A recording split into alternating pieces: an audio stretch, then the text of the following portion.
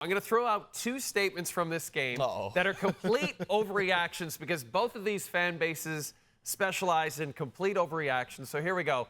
The Bills should be the most feared team in the AFC playoff race. Yes or no? No. And Bills fans, don't get mad at me for saying that. But hear me. I mean, Jay, on this set 3 weeks ago, we were talking about the Bills being 6-6 and their season being over. Yep. They have two great wins. Let's not take anything away from them.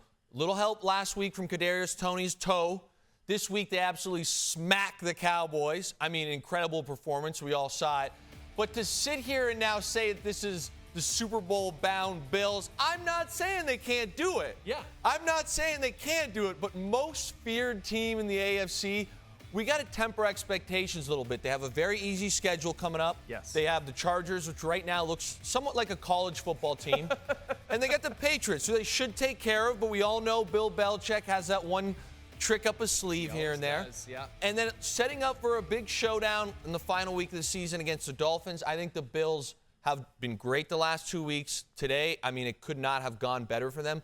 But do I think that they're going to be able to, rush for 226 and Josh Allen only has to have 7 completions and win games consistently? No, I don't. They're going to have to win games pretty traditional style. So, again, great job by the Bills today, but let's pump the brakes a little bit here. And we're going to get to the Dolphins in a second and talk about the division, of course. It's very attainable for the Buffalo Bills, but let's go to the Cowboys now. This is overreaction number 2.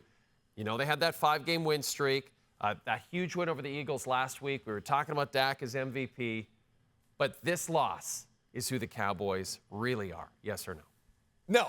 No, this is a fluke loss. I do think it raises some eyebrows.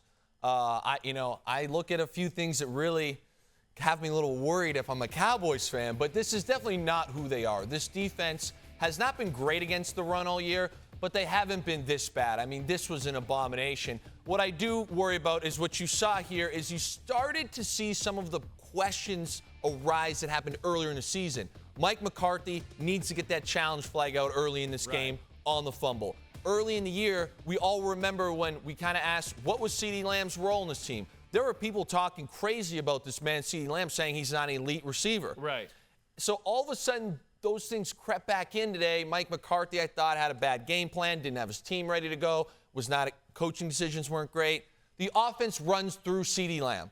That's point blank. You saw it today. This is no longer a run-first offense. CeeDee Lamb's got to be the focal point. He wasn't. Most of his stats, which weren't a ton, were when the game was already out of reach. So I think it was a stark reminder of what they need to do. But defensively, they got to get something figured out. A couple weeks ago, they give up 35 to the Seahawks.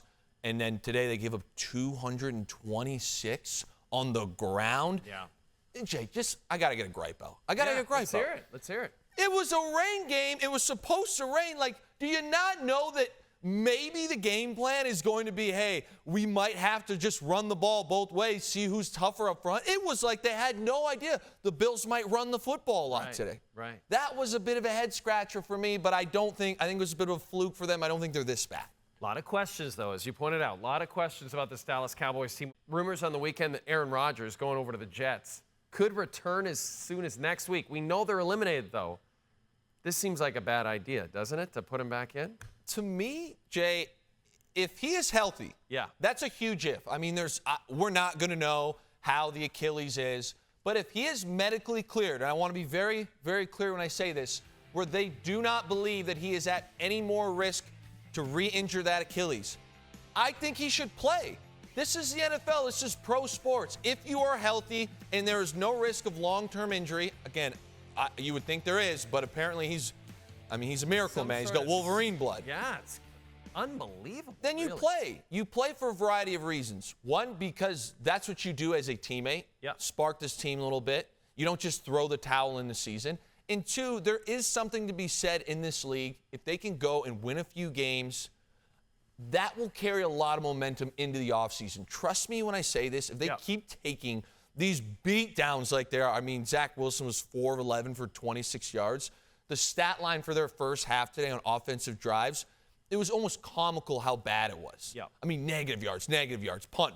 It was ridiculous. And he leaves with a concussion. Yes. Right. You all of a sudden put Aaron Rodgers in there. If he can have some success, I think it kind of adds a little juju to the squad going into the offseason. And I think also free agency for the front office kind of says, hey, this is what we need to focus on heading into next season. Gives them a better glimpse of who they potentially could be. And if you got a healthy Rodgers, who they might be able to attract. Who knows, right?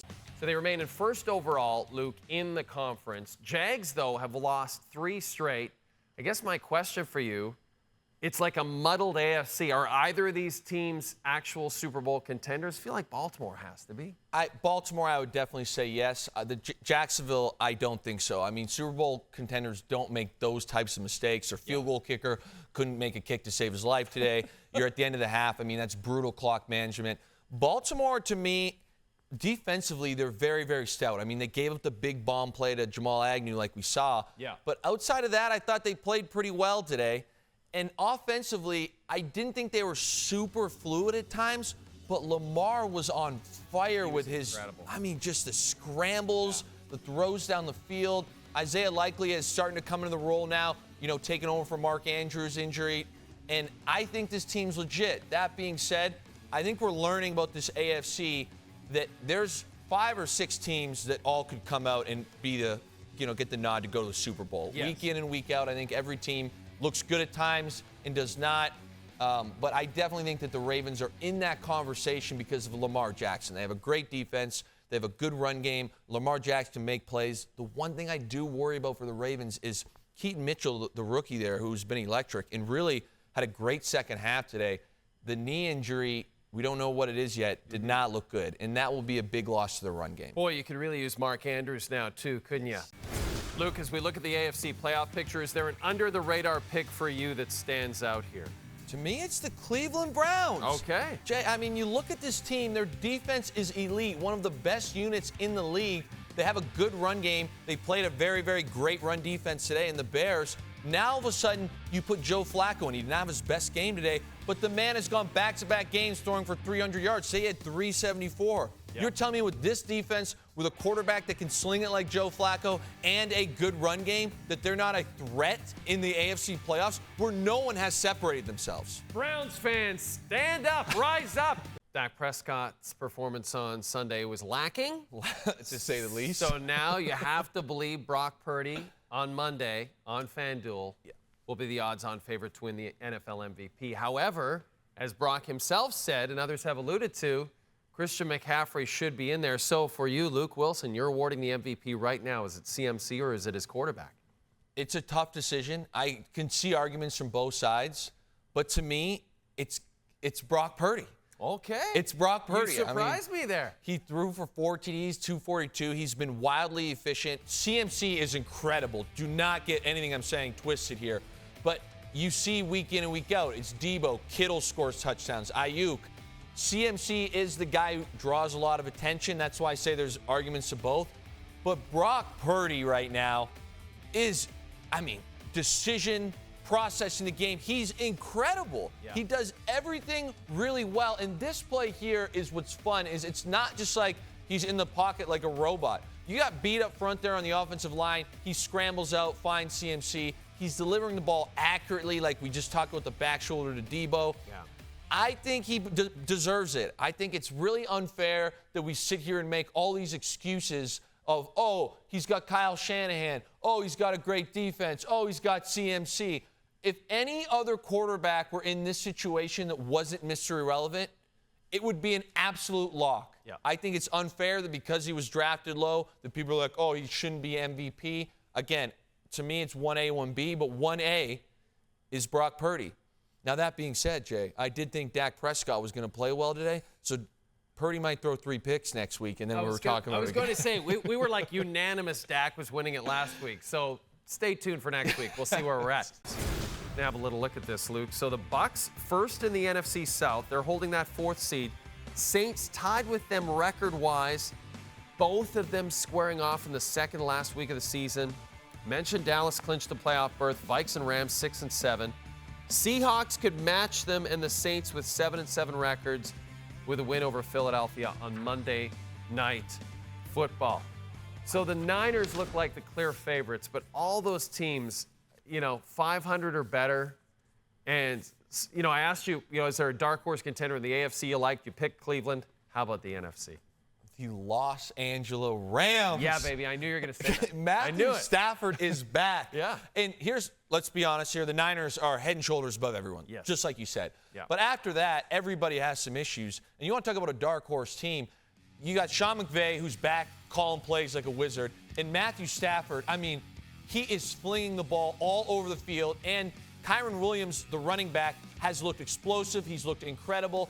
This throw right here is ridiculous. It's a sidearm sling, perfectly accurate. When you have a quarterback that can process the game like Matthew Stafford can, has the ability to throw the ball like he can, and has the weapons of Cooper Kupp, Puka Nacua, a running back in Kyren Williams, and Higbee also looks like he's turned back the clock a little bit. Look out.